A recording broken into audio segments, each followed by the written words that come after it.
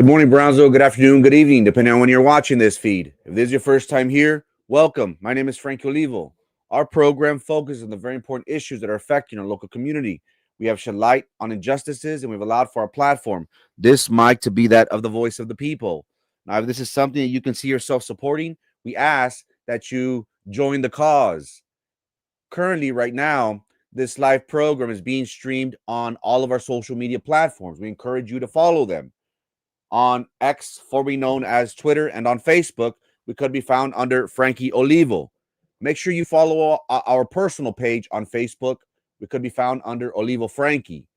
But more importantly, if you haven't already, create a Gmail email account, go to YouTube, like, follow, and subscribe to our YouTube channel titled Frankie Olivo TV. It's free. Good morning, Brownsville. We'll come on Monday through Friday at 9 a.m. religiously. All I ask in my community is something very simple. Remember, I will never, ever ask you for money. I will never, ever ask you for food. Well, maybe not with the holidays. I just might take you up on a tamal or two. All I ask in my community is to be part of the cause. Subscribe, follow, like all of our social media platforms. It's absolutely free to my people. And always remember, Brownsville, we are forever grateful to each and every one of you for your time and attention that you provide this platform. Thank you. Thank you so much for that. How we doing, chat? How we doing? Happy Monday. I hope each and every one of you had an eventful, restful weekend. That way we can start the week on the right foot. We are less than 2 weeks away, 10 days away from Thanksgiving, a day in which we all give grace and thanks for the many blessings that we have. I hope that this week you are able to prepare for them. Make sure we get everything off our desk. That way we welcome the holidays with nothing pending on our minds. I apologize for coming on late. Right now I am in the middle of one of my busiest seasons in my professional career, from October 15th to December the 7th, January the 1st. I'll be extremely busy. But best believe, Good Morning Brownsville will come on at 9 a.m., sometimes a little bit after. I'll make this program short and sweet and to the point. Today, ladies and gentlemen, I want to talk about something that has been happening behind closed doors. We always get criticized because they say, "Oh, it seems as if the only topic of discussion that you have is BISD. You focus on BISD because you're after likes and followers, and you ask for stars. If you haven't already, send me some stars, man. And you need BISD in order for you to get the clicks." Well, the reason why we discuss BISD more frequently than other government entities or other things that are happening within our area, mainly it's because of the size. When you think of BISD, it is a monster. At one time, 52 schools, 50,000 students, 5,000 to 6,000 faculty and staff, employees. It's one of the biggest employers south of San Antonio. There's so much going on a day-to-day basis. We're fortunate to have the confidence in community members, in people that either are parents, are employees of the district, that confide in us information. It's not as if we're infatuated with BISD and that is our sole focus. Again, I pride myself on being as versatile as possible. I want this Good Morning Brownsville every morning at 9, sometimes a little bit after, for you to tune in and listen to what is going on within our community. One of the top, a discussion that people are having is redfish and the containers that we're going to be talking about as well. I've said this before, and I don't want to sound redundant. I have a production in my ear. Please don't, please don't, please don't. But we have stories lined up. And sometimes things just happen. and take priority, take precedence. And whatever we were going to cover, let's say today and tomorrow, will possibly get pushed back, and then other things happen, and those things get pushed to the forefront, and then we forget, and we just put the things back in our vault. Are we going to talk about them? Maybe. We try to keep this program to talk about current events, important events. When we covered the municipal races in May, people were saying, "Oh, all you talk about is Pedrito Cárdenas. You did 10 shows, 2 weeks. Ya cámbiale." But again, that was pertinent. That was what was happening at that time. We were in the middle of runoff, the runoff elections. So things get, well, I want you to think of, we do have a plan. Like for this next week, I'm going to talk about this and this and this and this. But again, people, I'm not just focusing on BISD just because I have a vendetta, or, I've said it before where people say, "Oh, you only focus on BISD because you're after likes and clout." And well, yeah, don't we want to be the very best at whatever we do? Me podcasting, I want to be the very best. I want to work on my graphics. I want the quality of work that I'm pouring out with my soul. I want you to appreciate it. So no, we're not just focusing on BISD just because, we have a personal agenda. Again, people, nothing is personal to me. People that know me, things rub off. I can be cursed at by someone. To me, it's nothing. It's nothing personal. The only thing I do take personal is when family attacks me for no reason. That's the only thing that if I deserve it, go ahead. I'll give you the nail so you can crucify me, to my family. But to be attacked for no reason just because a person's jealous, or a person's like, "Well, you need to check yourself, or I'll check you, fool." So everything else, ladies and gentlemen, it's nothing personal. It's just business to me. It's just business at Good Morning Brownsville. And today's program is very interesting because, unfortunately, there is this, what's the proper word? Understanding, this fear of many people within the district that are in fear of retaliation. Staff members, employees do live fearful. We have been covering the story of Ricky Trujillo and why things didn't come to light if this transpired over the course of 10 years. The coach teacher that had a relationship with a student at one of the local high schools. Why didn't nobody say anything? Because it's not in their best interest. Look, I'm going up against the grain. And I don't say that, to feel cool and, "Oh, I'm better than," I'm better than no one. Okay. But I'm going up against the grain every morning when I come on live, because we're talking about irregularities. We're talking about things that sensitive, and maybe it's not in my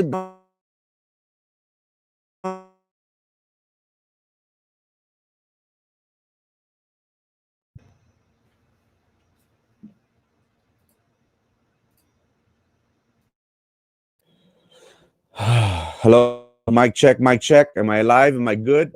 Had a little audio issue, snafu. But again, it's not in my best interest to be talking about these things. Why? Because it could affect me professionally. It could affect me personally, and whatever goals or aspirations that I may have.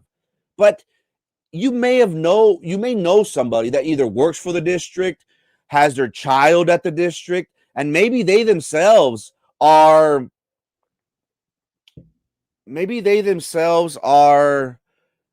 in fear, or just have negative things to talk about the district. And look, I understand, having a school district of 30,000 students, 34,000 students is not an easy task.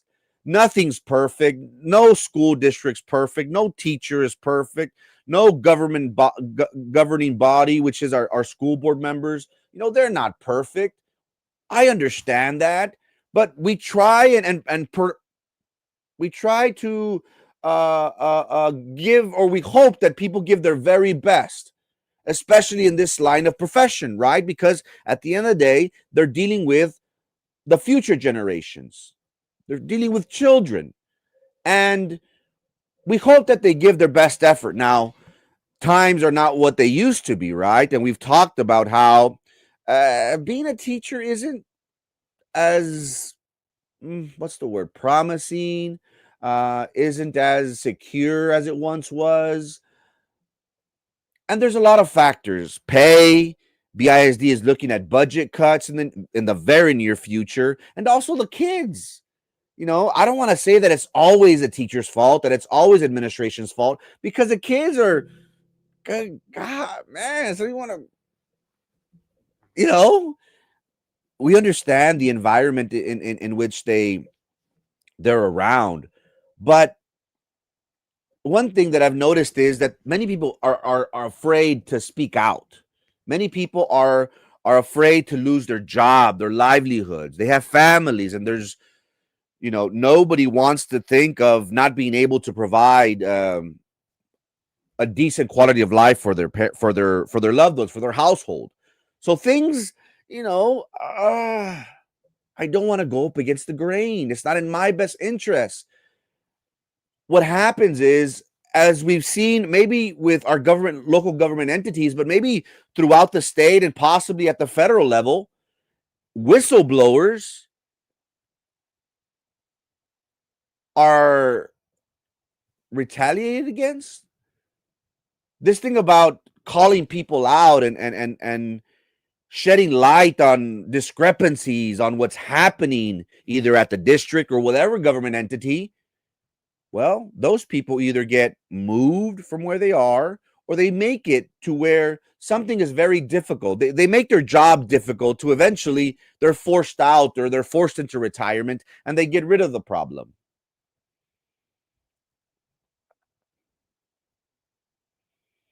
Covering this story, and like every story, there's always two sides to it, right?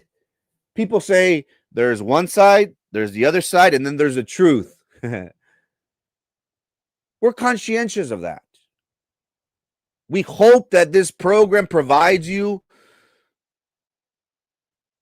the good, the bad, and the ugly. All the information. I want to lay it all out there for you, and eventually for you to decide how you feel on certain instance. Again, my job isn't to convince you. Our program, our platform is designed in a way to provide information. People don't like what we do. That's okay. I find it funny whenever, and look, I like taking jabs at people. You know what I mean? I don't do it because I'm spiteful. I don't do it because they call me names or whatever. I just like to check people. I laugh whenever people say, "Oh, why is this page coming on my news feed? You're an idiot. I don't know what. I don't know what."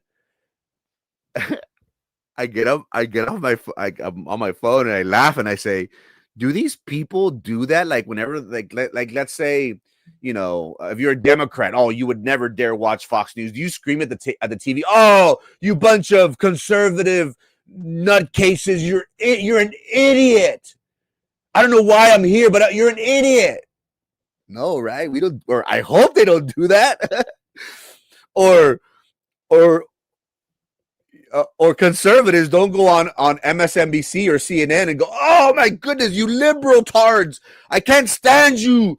Get off my screen! Oh my gosh!" We don't see people doing that. I hope people don't do that, but they do that to our page. Again, I understand that our platform is not well received by a lot of people. I'm not here for self gratification. I'm not here to be liked by the masses. We're going to talk about a character down the road of Machiavelli. Machiavelli believed that, he asked a very important question. Is it better to be loved or to be respected or feared? That is a principle in which he thought that every leader should ask themselves. We hope that this program is well respected and taken in by the community.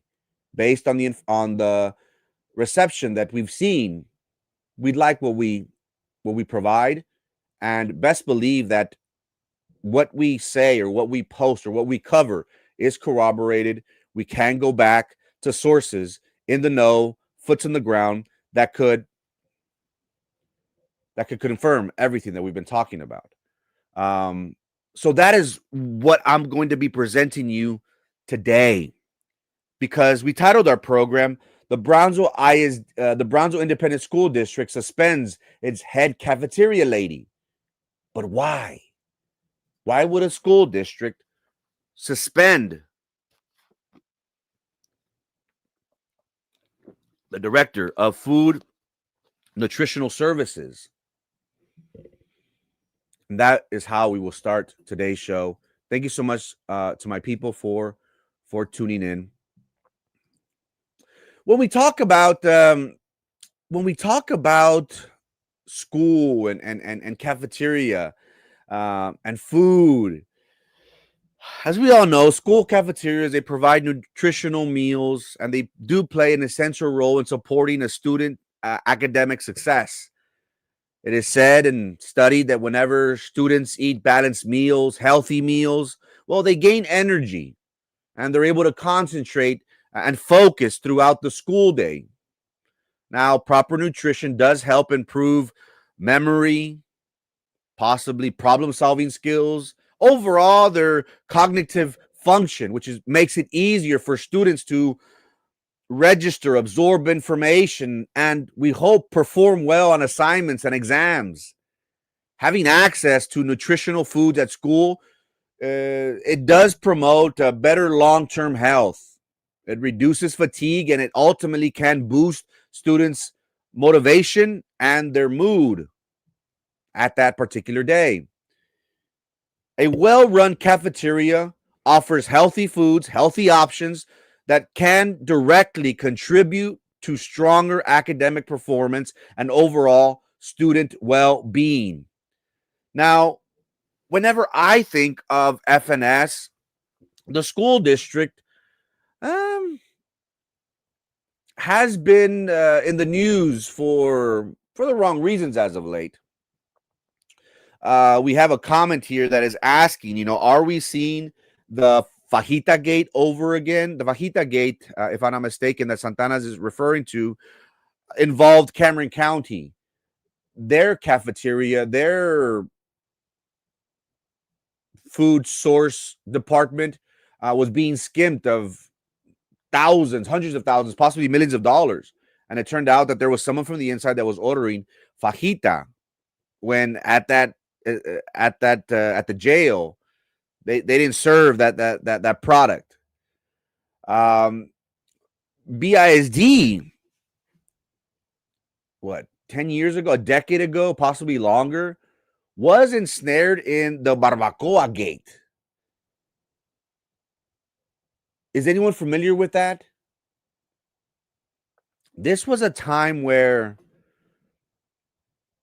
I think it was Minerva Peña, Carlos Elizondo, Lopez,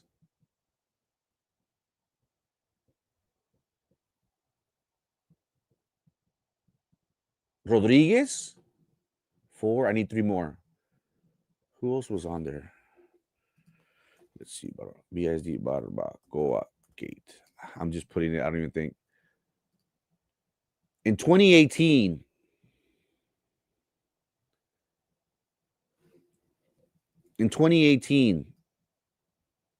I think it was before, where there was the director of the food and nutritional services. He ended up taking his life. This is about 10 years ago, a decade ago. Now, what was happening back then?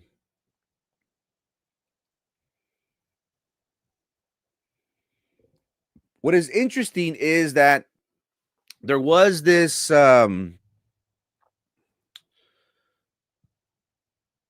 here, whatever is served in the cafeterias, because it's federal funds, has to be regulated by the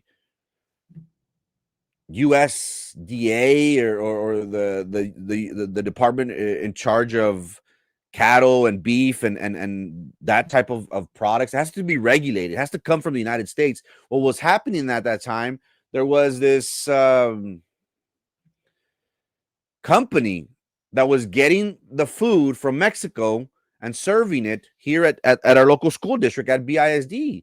That turned out to be something of a very, you know, polarizing issue, because many people thought that, somehow in some way, um, it had ties to organized crime. And who am I to say, but we all know of the corruption that involves BISD, right? I don't need to remind you. So the Brownsville FNS, the BISD Food and Nutritional Services, provides a big part and a very important role in the success and well-being of our students. So whenever the head of the cafeteria lady, the head director of FNS, once that person is suspended, something very serious must have happened.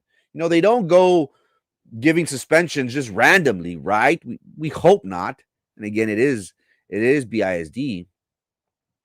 But nonetheless, what happened? Whenever I think of the cafeteria, I have good memories. Now, could BISD have better products? Could they have better services? Could they provide a better product? Yes. We hope that the food is of great quality, is nutritional in value, that will not hinder, hurt, make sick to these children. We hope that just as our grandmas and our mothers put their love and soul into whatever food they were making for us, that's the same concept that is happening within the cafeterias at our local schools. Again, we're feeding, this department feeds 34,000 students a day. Can you imagine that? They possibly feed teachers too who eat there. Yes, I have the article. I guess I'll post it.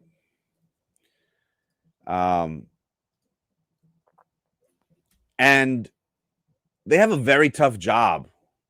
This is the article that I was talking about, that where BISD has had trouble in this department, and that the microscope has always been on BISD. And, there was a question, is this the level of Fajita Gate? Again, Fajita Gate involved Cameron County in their cafeteria, where I think the sum was, the auditors, it accounted for millions of dollars of loss to the county.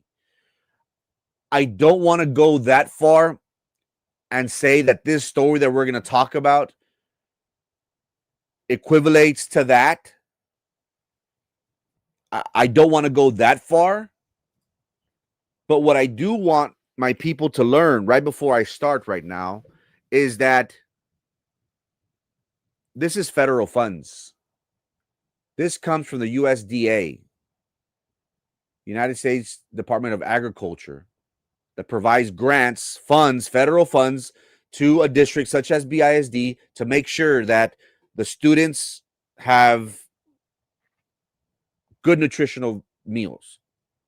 So while I would not compare it to Fajita Gate in the millions of dollars, when you deal with federal funds, it doesn't matter whether you take, I don't know, let's say $100 or $300,000, $100 or $100,000.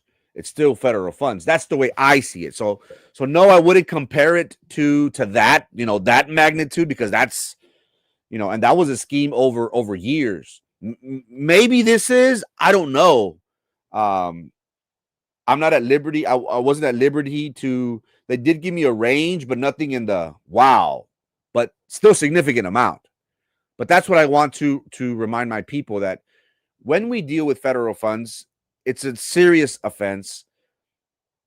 In my experience, somebody said Frankie, do you have faith in the FBI? Do you have faith in the three-letter agencies? I was like, I hope we do.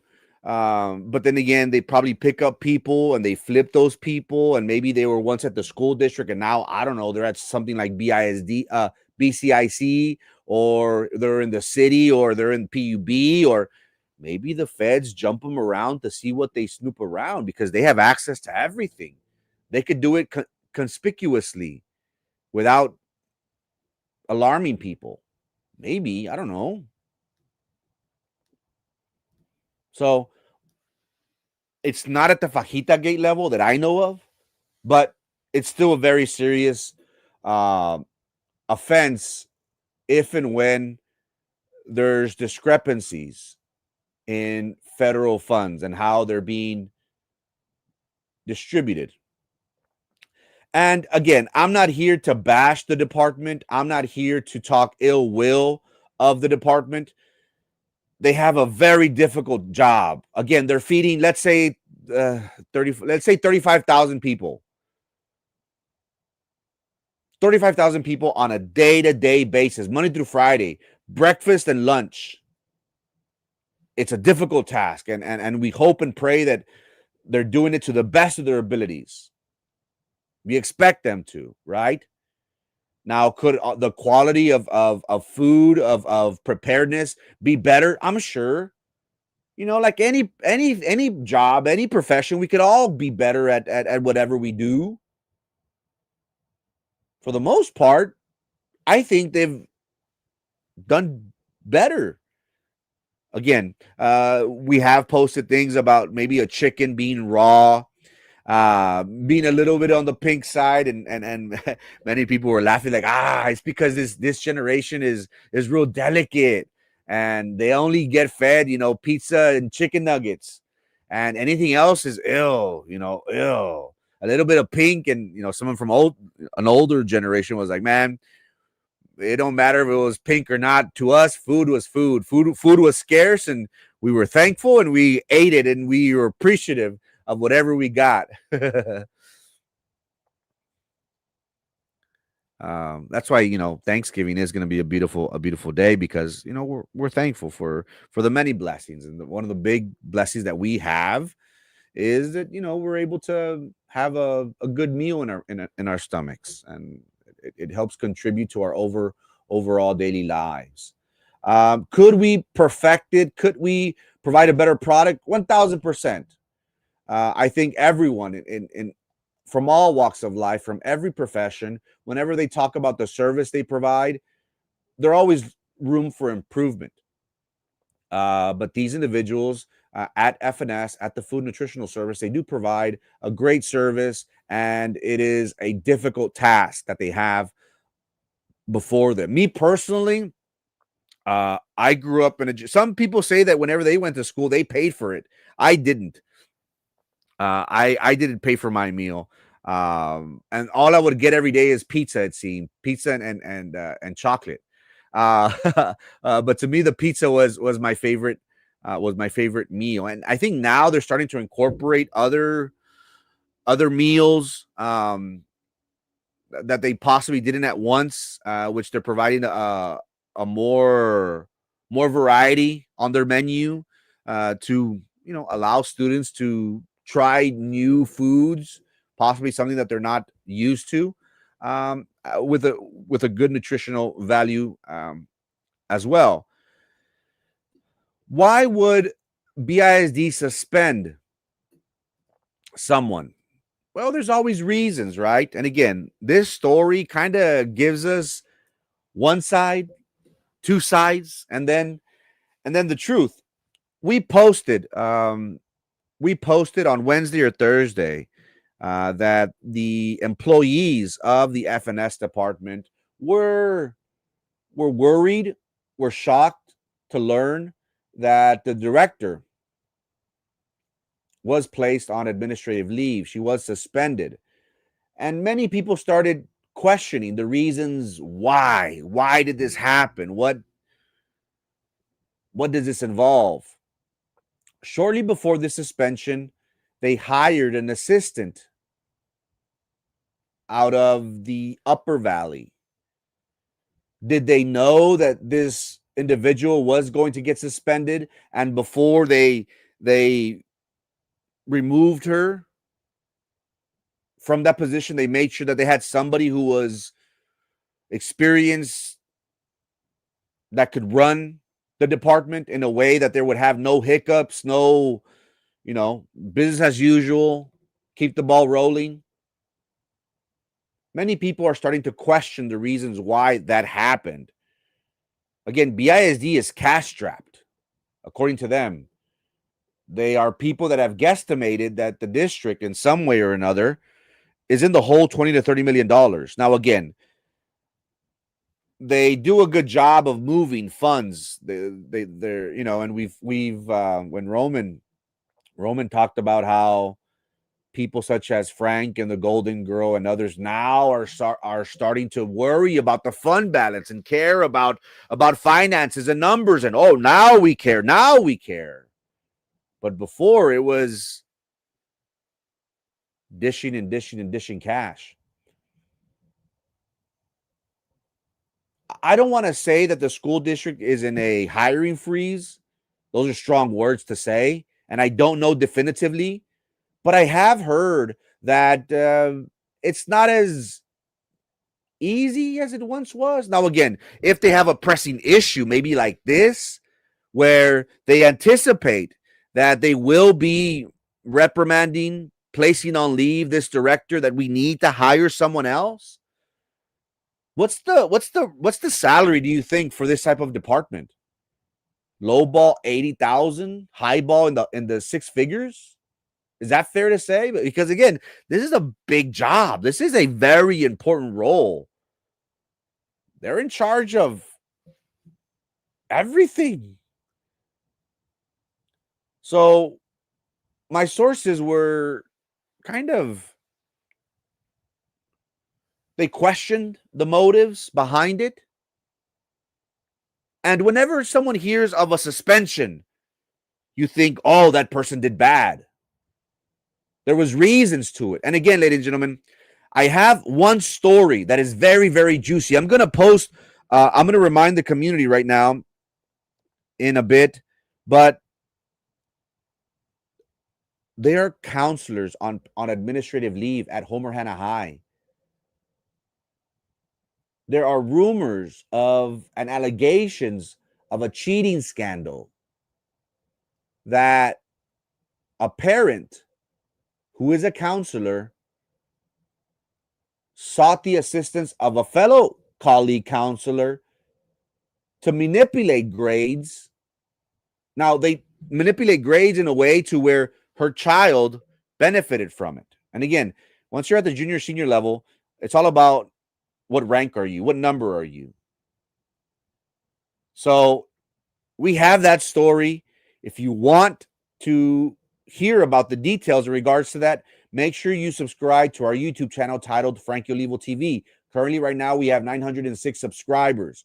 My goal by the end of this year is to get to 1,000. If you help me, to my community, if you help me getting to 1,000 subscribers, I will tell you the details of exactly who, when, and what happened with this grading scandal. There's so much scandal. Again, think of the district. The district is a monster. You're talking about a school district that has $600 million. There's so many prying hands wanting to go into that honeypot. There's so many things that are happening. There's so many schemes that are at play. There's so much thing going on that we don't really know. What we report is probably just scratching the surface, if anything. There's so many movidas, there's so many things going on behind closed doors that we, the community, are not privy to. So a lot of things are happening that that we, the people, don't know about. And BISD, again, who am I to say? You already know. BISD wants everything to go away. They don't want you to hear about what's going on. People say that we're negative. Oh, you're negative. You're negative. Why don't you talk about something good at BISD? Why don't you be positive? They don't give us a reason to. Briones is saying also a teacher from Hannah that is no longer going to be teaching, so a sub will be taking over. Why is it hush hush? You see? And look, as a parent, you want to know what is happening within your child's education. That's the least you expect, right? We understand that, or the education comes from home. We're supposed to instill discipline. We're supposed to teach them manners, respect. But the teacher, the school also plays a very important role in that. And if something happens, if let's say a teacher suspended, if there are, we talked about, what's the school that, I forget the school, that there was a list that a student wanted to take out his frustration on that list. Teachers didn't know about it. And once this program advised them about it, administration was, oh, yes, it happened, but no, nothing was wrong. And da-da-da. Parents don't want that. Parents want to know what's going on, right? You expect that because you're dealing with your child. But that's BISD. BISD makes things go away. They don't want you to know about what's going on. So when we get information and we corroborate that and we ask other people and they do confirm, that's when we go live. Same thing as this. Whenever there is a suspension of this magnitude, because again, you're dealing with a very important position. One of the things that has been said from this is of the director's attitude. And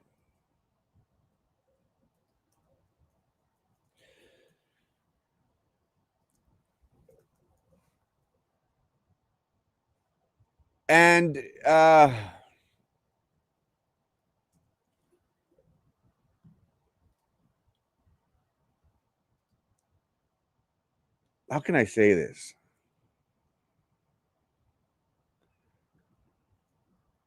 People have questioned the way she is as a leader. Again, nobody's perfect. Our quest is to have leaders, or our expectations is to have leaders that ultimately respect people, love what they do, and care about the overall well-being of not just the students, but also of their fellow colleagues, of their fellow employees. Running this type of position is difficult. I'm not here to make excuses for people. People run people's character, people's backgrounds, all contribute to the way they ultimately think that a leader behaves. And you have probably gone through this, maybe when you were younger, you had a boss that you didn't like, that, ay, me cae pesado este vato. I can't wait to get into the job because they don't explain themselves, or they're just a heavy character, and or they're too dry and they have no heart and this and this. We've all experienced that, right? Possibly we didn't have the perfect boss. And whenever we do have a perfect boss, there's always something to complain about, right? It's just our nature. It's just like, you know what I'm talking about, right? Sometimes we have good people and sometimes we have bad people, but us as employees, we always complain about something. It is said that that the FNS director, maybe she has an authoritative approach to leading this type of department. Maybe it's one that is too blunt, who is a straight shooter, who says it like how it is, doesn't sugarcoat things. I don't know. I'm just trying to give different examples of how people lead compared to, I don't know, people that are soft spoken, people that get walked on by the employees, that have no authority.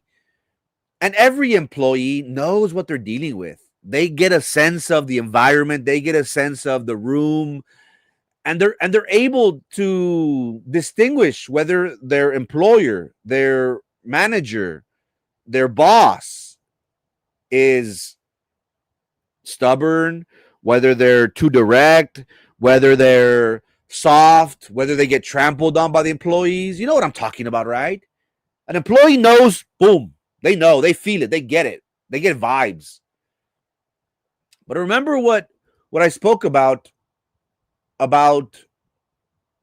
Machiavelli. Machiavelli was a very, very interesting character. He is remembered as being a philosopher during the Renaissance, and he is best known for his work of The Prince. He talked about how it's very complex to have power and govern. And while he did advocate for being pragmatic, trying to meet people in the middle, it's difficult because the realistic approach, you have to separate, morality from policies. And he was of the approach or the mindset that the ends has to justify the means. And he spoke about this with a ruler, with a king, with someone in charge of government. But I apply this to a leader because it talks about governing, about politicking, about learning how to walk that fine line. Because again, I gave you examples of how we all know of a boss that is tough compared to someone that is weak. And Machiavelli asked the question, is it better to be loved or is it better to be feared and respected? Maybe if a person is loved, maybe they won't be respected because, he's my friend. He's not going to do nothing. And we're cool because we drink or we hang out and our kids are friends and we're cool. Compared to being feared where, hey, this person is business. There's no escaping that. Now, was this the attitude that the director has or had? We have heard of complaints of people not being receptive to her approach.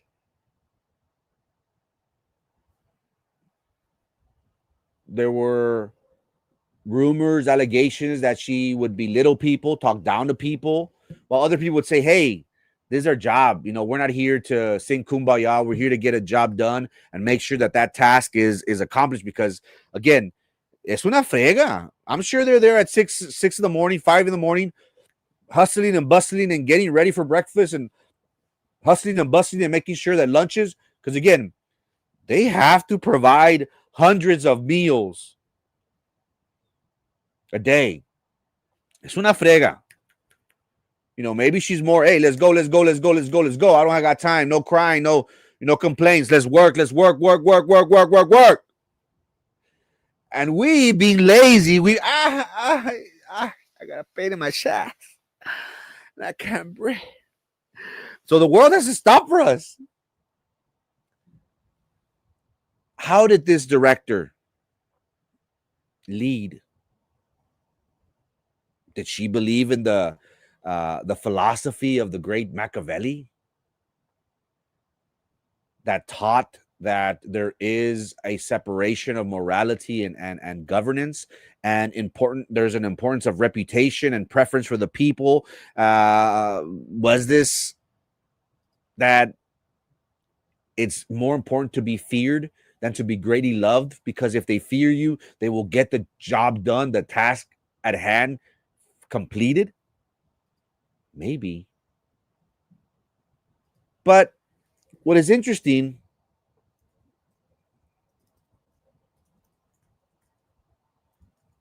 to learn from this is that whenever this arose, and again, we learned about it Wednesday or Thursday. Whenever this happened, many people were questioning why. Now, whenever somebody gets suspended, the one that it comes down to do that job ultimately is HR department. They are in charge of handling the personnel of the school district. So again, they have a lot of power. Again, BISD has what, 5,000, 6,000 employees. And that department, human resources, is able to essentially dictate of who gets certain jobs. They're the ones that receive complaints, if there is any. That is what they're in charge of. And again, it's a difficult task. I don't want to say that, oh, they have it easy, and they have to make tough decisions, right? Ultimately, that is what their job entails.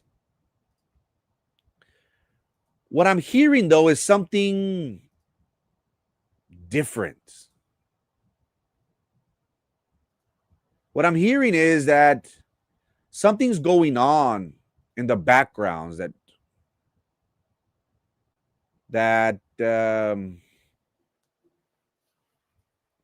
is being overlooked, that is being, I'm worried about using this word because I've been accused of sensationalism. You use words to come here, watch my program. But for a lack of better words, for a lack of better phrase that I can use, what I'm hearing from multiple people, is that there seems to be a cover-up. Now, remember, I spoke to you about a FNS director that at one time was either being looked at by the three-letter agency, found himself in some sort of predicament, in some sort of trouble, and he took his life. That happened within our school district, within our community. It was a very surreal moment. And then his passing, and then we had a BISD board member who came to the same fate, apparently, took his life as well. This was a time where there was a lot of accusations going around. Corruption, Mexico. Very scary, scary things were happening. And what did the school district try to do? Well, at one time, they tried to mitigate all that bad press. They try to keep everything hush. We don't want people to know. We still don't know exactly what transpired from that. Did the government ever look into this matter of Barbacoa Gate that happened 10 plus years ago? We don't know. Again, maybe they worked someone and flipped them, and that person is still actively working. We don't know. Corruption runs rampant within the district. They don't want you to know about a bunch of stuff. That's where we get a lot of flack. Because we tell you about what's going on. They're like, got it.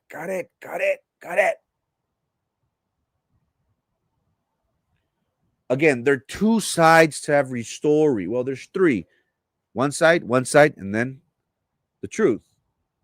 I told you about what people were alleging.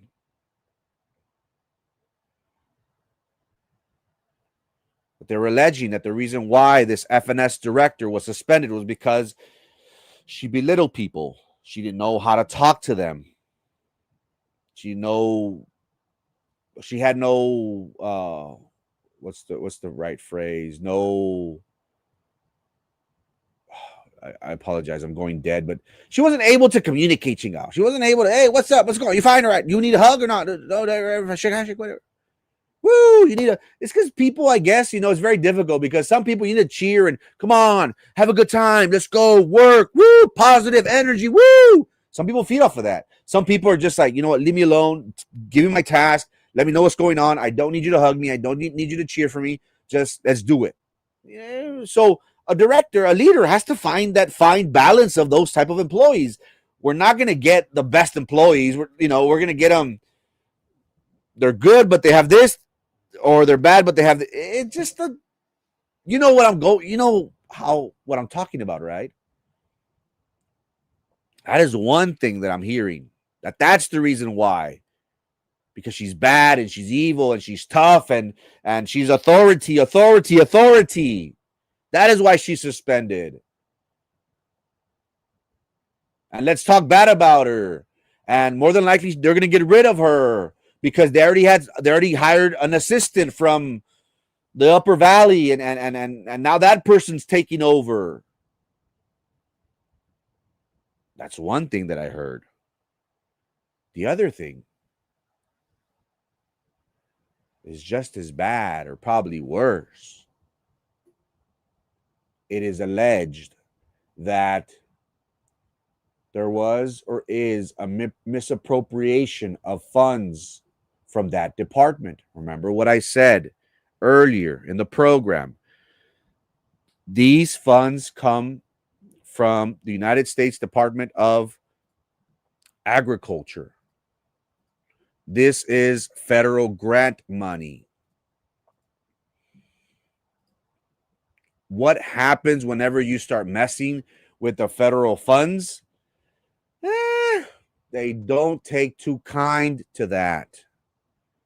If monies is not being used for what its purposes are, these people, they will look into it. If there ever is any complaint, any grievance filed in regards to this,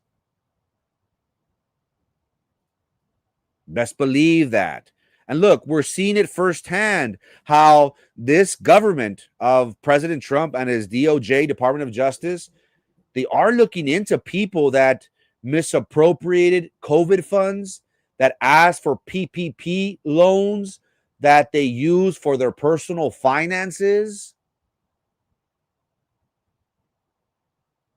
The aunt of Daniel Lopez Valdez, the president, was recently arrested for that. Sandra Pope out of Rancho Viejo. Sandra Pope is Daniela Lopez Valdez's aunt, and she was recently arrested. If you don't believe me, Google her name, Sandra Pope. So the government does not look kindly on people that get grants, get funds, and they use it for other things.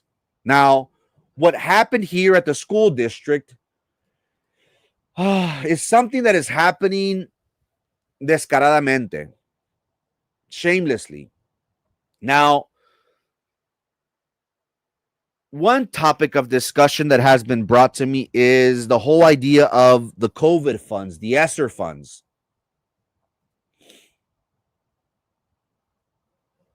Yes, I think she got like at least 200 or 300,000. 300,000, I believe. If you don't believe me, Google her, Sandra Pope. I posted, you're going to see my page. You're going to see the Department of Justice press release if you don't believe me. But again, everything is corroborated. Everything is done with receipts here with Good Morning Brownsville. So the government doesn't like that.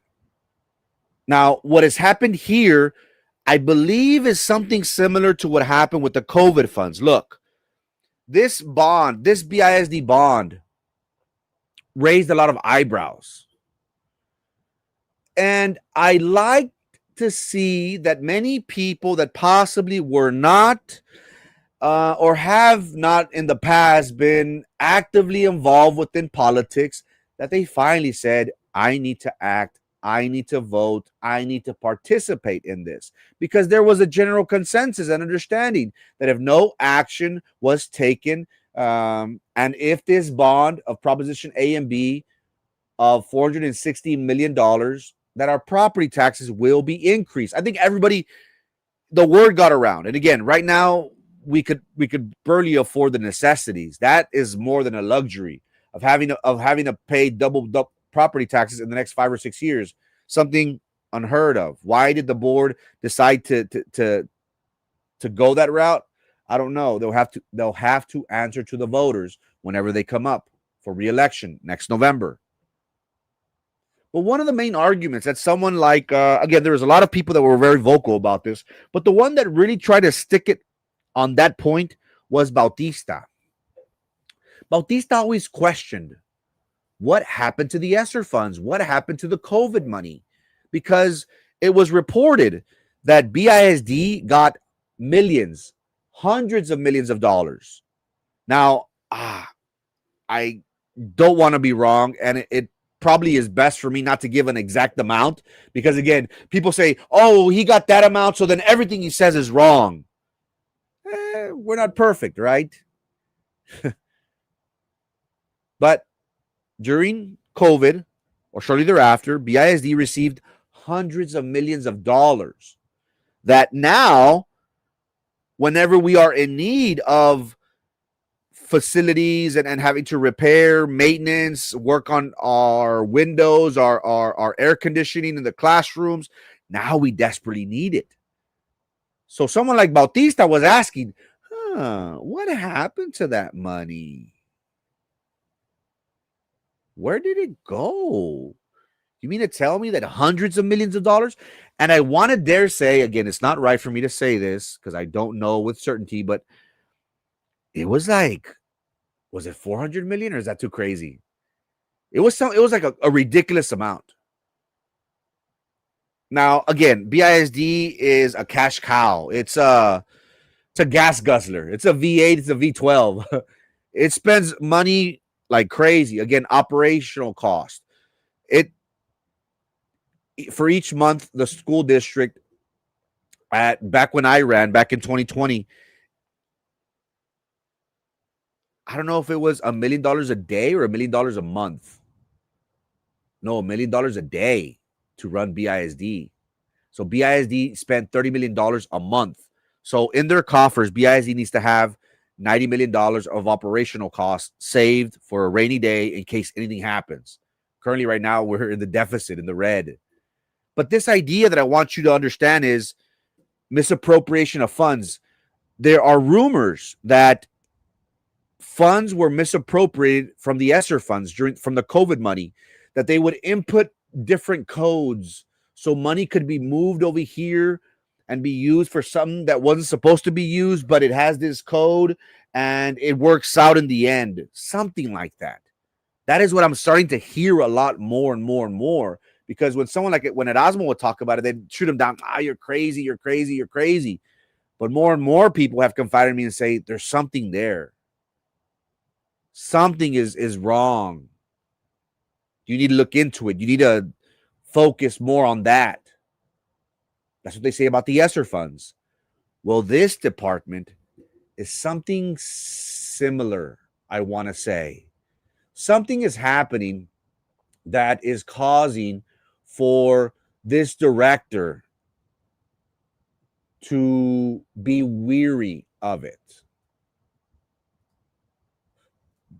It is said that she documented everything.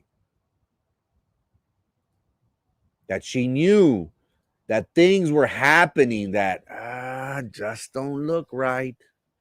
And look, for those people, documentation is everything. They say that in civil cases, especially for like family disputes. We need a record. We need something with a file stamp, with a date that shows that, you know, there's record of everything that's happening. Transcribe it. Write it down. File a complaint. File a grievance.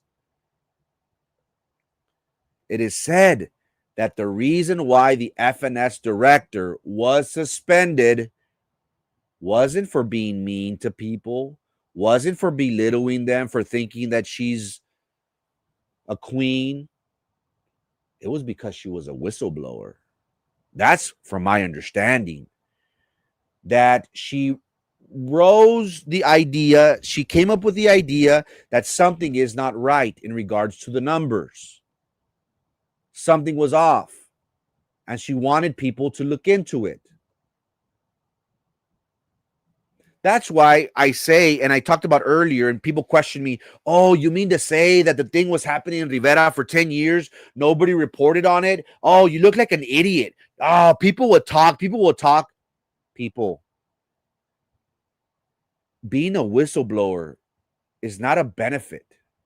It's not something like, oh, you won the lotto. You uncovered something that is happening. Oh, you know what you get called? A metiche, a loudmouth. Do as you're told. Look down. Don't be questioning authority. You work. If you know what's good for you, no te eches un pedo porque si no te chingo. It's like that, ladies and gentlemen. There is this understanding that BISD morale is low. I would dare say that 60% of employees have no faith in this board, in this leadership, in this superintendent. I'll dare say that anywhere from 60 to 70%. You have people that do like him, like them. You have people that do benefit from them. You have people that do support them. But the majority, I would dare say, have no confidence in this leadership at the board, no leadership at the superintendent level. People are scared.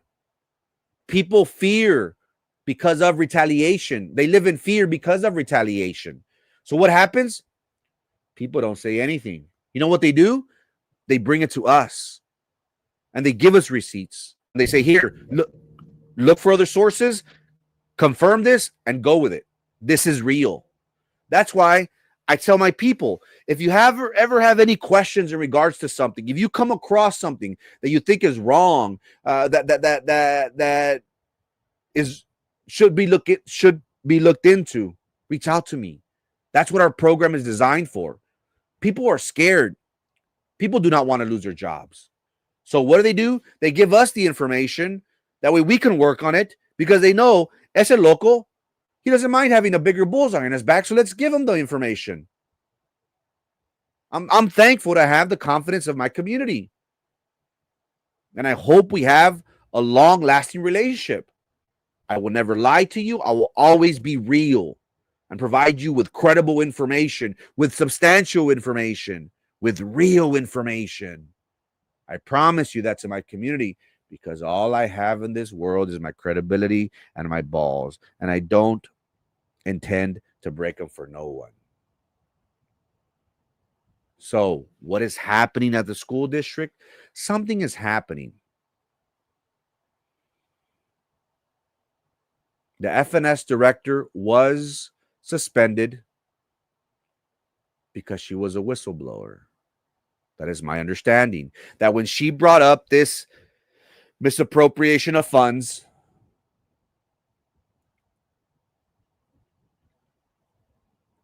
action wasn't taken. Now, whenever we talk about misappropriation of funds, who would do such a thing? It's not like if the director was in charge of getting money and she was spending it here. Maybe, I don't know. That's not what I'm hearing, though.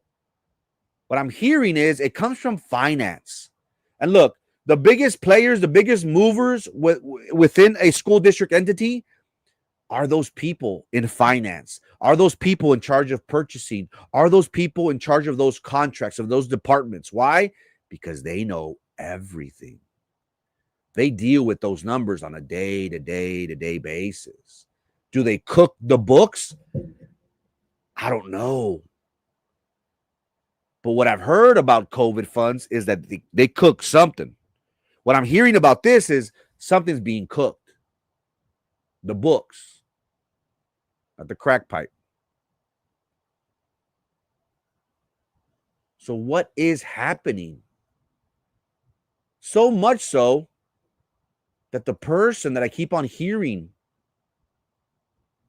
is behind this is the director of HR. I keep on hearing her name. And look, it's a power struggle. When you have such a powerful entity that is BISD, when you have such a rich entity that is BISD, $609 million, it's a Game of Thrones type of environment. The survival of the fittest. You're either going to sink or you're going to swim. It's either eat or get ate, and you look like bait. These people understand that there is a pyramid, and they're all trying to climb to that job. They're all trying to get in the good graces of the super. They all are vying for the ear, to be in the ear of the super. Right now, there are rumors that B. Hernandez is the one that is running the district. People don't like her because of that she has the ear of the superintendent.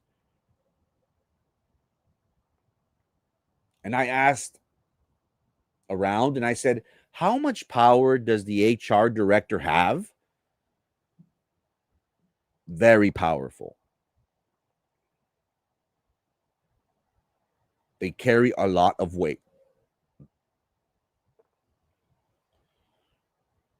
Now, the question is Dr. Chavez aware of this?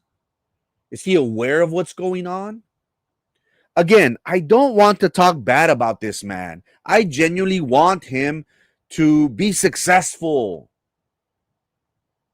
Again, I take no pride in coming on and talking about the bad things that are happening at the district. I'm a product of BISD. I want this district to succeed. But it seems as if things get covered up. Things don't come to light. Maybe because TEA, they're scared of TEA. Again, La Jolla in the Valley, it has a board of directors. They took out the board members. TEA came in. Houston, same thing. TEA is controlling. Fort Worth, recently, I think they have a deadline of late November where people could apply to be part of the board of directors. They took over the Fort Worth school district as well. Imagine what an embarrassment it would be for TEA, for the state to come in and take over for the school district. It would be a black eye.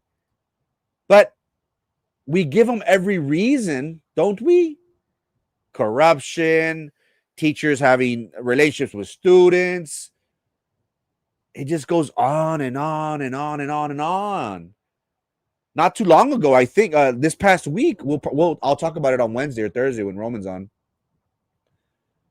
They had I think they had TEA come into Oliveda, come into an elementary to say, "Oh, look at our school. We're a great school district. Please don't invade. Please don't take over. Please, please, please." What was it? Let me see. Let me see if I could find it very quickly. So something is happening within the FNS department that is not good, that is worrisome. And it's important for us to recognize that, are we starting to see the school district on a decline? I believe so.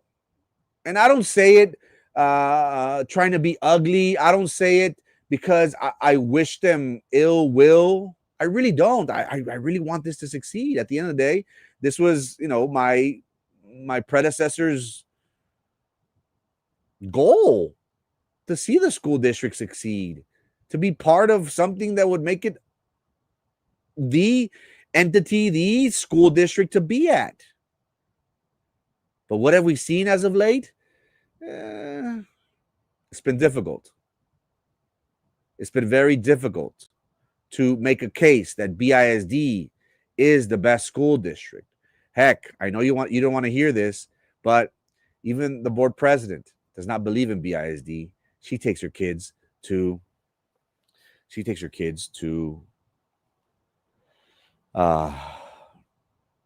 private school. So what is happening? It is my understanding that Linda Gallegos is having some role in this. That there was this FNS director that did complain of a misappropriation of funds from the finance department. And when she reported this, she was suspended. Now, I understand maybe the principle behind it if her department was seeing discrepancies in funds not being allocated. So her being where the buck stops, maybe they said, you know what? You are the person in charge. You are the one that are supposed to be on top of this. Maybe, I don't know. But what I'm hearing is that they're not suspending or looking into the people in the finance department that should be scrutinized even more. Why? Because they are the ones that handle the money. They move money. They mess with money. So if you're going to suspend someone, why don't you suspend all 3 or 4 or 5 of them? I'm hearing there are 2 finance people. For optic purposes, you have a director that is saying that she has information that doesn't look good, that should be looked into, and she's accusing finance people or someone else. Maybe not as fine. Maybe not. It's not finance. I'm saying finance so we can understand that it's not an actual employee like on the line. It's someone with a finance that is moving the money.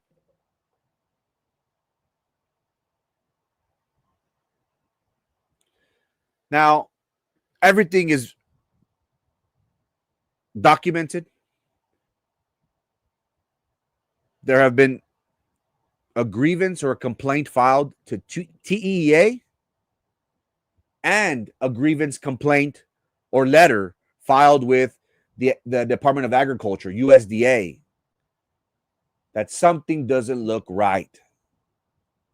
So many people, while they celebrate the suspension of someone who was rude to them, the ones who should be looked at and scrutinized just as much are people that aren't being suspended. Why not?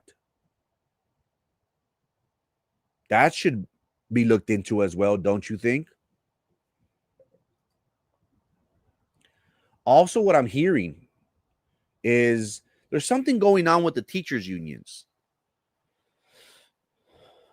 Now, the reason why I say that she was being suspended because of how she talked to people was because AOBE is involved in this somehow. Well, these 2 teachers' unions from our investigation are deep in the mud in this. We'll start from left to right. AOBE, they are actively recruiting employees of the district.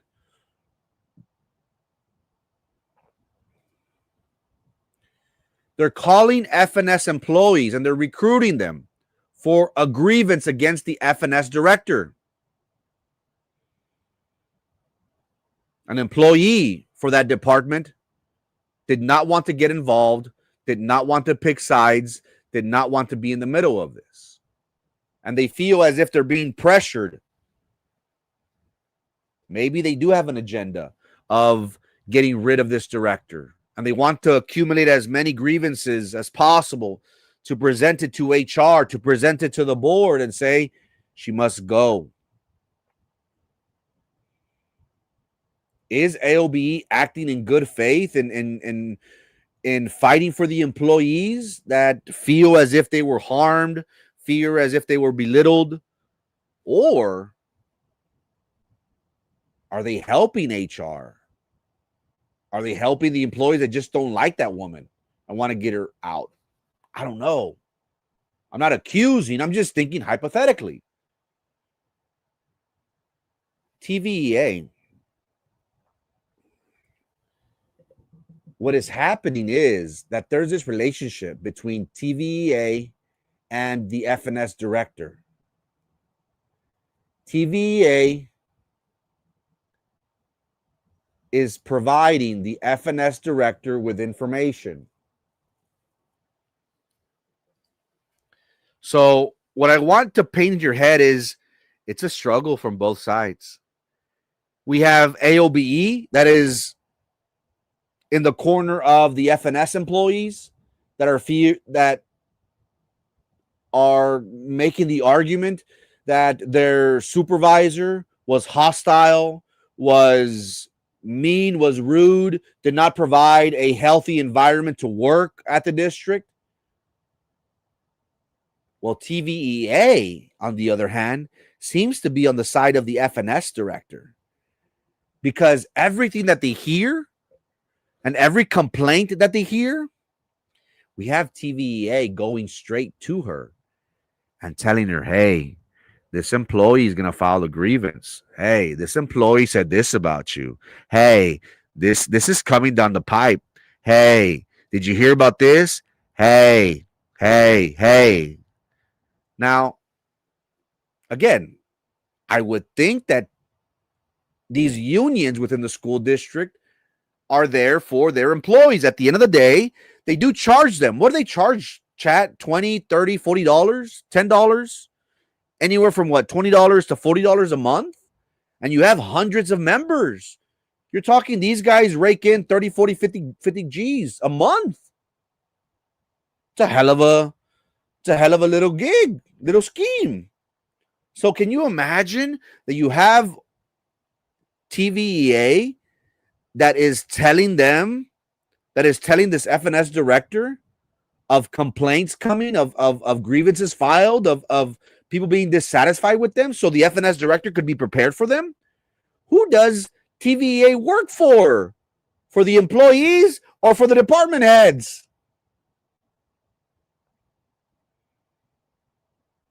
TVEA members, you should be questioning leadership and asking, whose interest do you represent? Do you represent us who pay you money?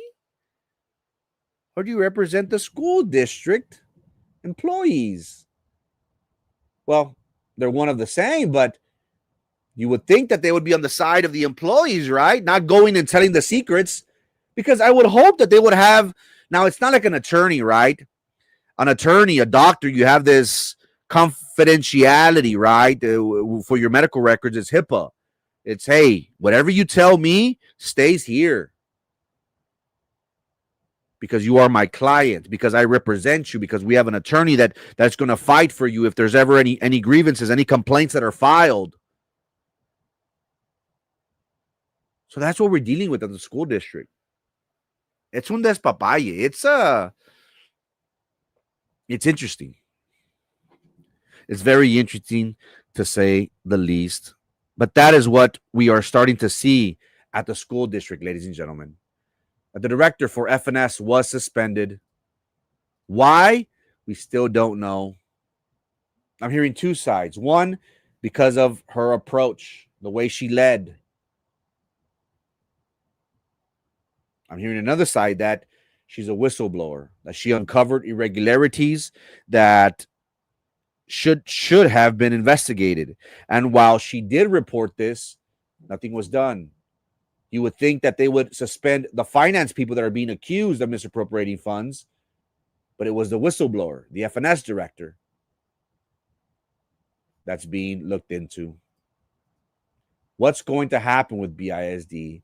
As the saying goes, it's never a dull day in Brownsville, Cameron County politics.